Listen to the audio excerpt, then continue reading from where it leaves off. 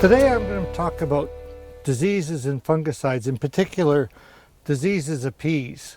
Now you look here, this is a fabulous stand of peas we got. I'm doing a survey right now for Alberta Agriculture on peas, and there's a number of diseases that affect them. You'll probably notice in almost every field you come across that there are sprayer tracks in them that have occurred recently, and that's because of our weather conditions. When you get lots of moisture, it encourages disease to invade the crop, and they've got to protect the crop. Now, fungicides aren't like herbicides. Herbicides, when they drift, they tend to affect non-target plants or drift into shelter belts or kill stuff on the ditch, right? Well, with fungicides, it's not quite the same thing. They're after fungi, mushrooms, the disease organisms, and they're very specific to the plants that they grow on. So what I'm looking at for these is a number of diseases. I'm digging up a plant because I'm looking for root diseases. So here we have a pea plant. If you look a little closer, see all these little pink bodies on the roots? These are the nodules that the rhizobium bacteria, they're the ones that take the nitrogen out of the atmosphere and provide it to the plant. So peas usually don't need any nitrogen added. This is a very healthy looking plant. If you look at the roots, they're nice and white. That's a sign of a healthy plant. So the next disease I look at is called mycosphaerella, and that's the leaf spotting. You'll notice here that long stems, little bit of leaf spotting, but mostly in the bottom third, so that's good too. These little brown spots, that's mycosphaerella.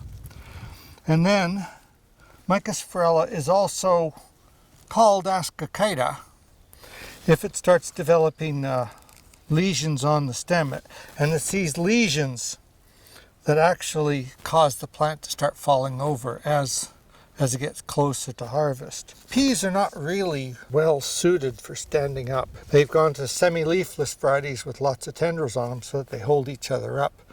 But if you get a big crop coming, usually they tend to fall over. Most of our varieties of pea have a resistance built in now for powdery mildew, but downy mildew starts on the underside of the leaf, and you can just see here there's a tiny little whitish patch. If you look really closely at it, you can see that it wipes off. So it's just starting, but it shouldn't be a problem because it's fairly dry today. Peas are also affected by sclerotinia, which is it's a disease that affects a lot of different plants. You find it a lot in canola as well. The only thing is, in peas it's called white mold, and it tends to occur later on in the season when the ascochyta has gotten bad enough that the plants start falling over. And then under wet conditions, that's pretty much ideal for the development of sclerotinia. And you get this white mass that grows in all the lower parts of the plant, where it's not getting air to dry it out. But at the moment, there's no sign of that here. Another thing about fungicides, it's really crucial with fungicides that you get really good coverage. So you can't go going with 5 gallons an acre to spray, because with a fungicide, it doesn't translocate. They say they do, but when they're talking translocation with fungicide, it means that those spots of the spray on the leaf will only go a matter of millimeters. So you need to get thorough coverage of the plant to get maximum protection. And that's another thing too. It's how do you get down to the bottom of this canopy if you have a really good crop going? How do you get down here? Oftentimes you can't. It's so weather related. But you can see here that there's some disease starting to take off this tendril, but the rest of the plant's looking very, very healthy. This one looks like it's on its way to produce a really, really good crop. And you got nice, healthy rhizobium, When they're pink, they're active and actually producing nitrogen for the plant.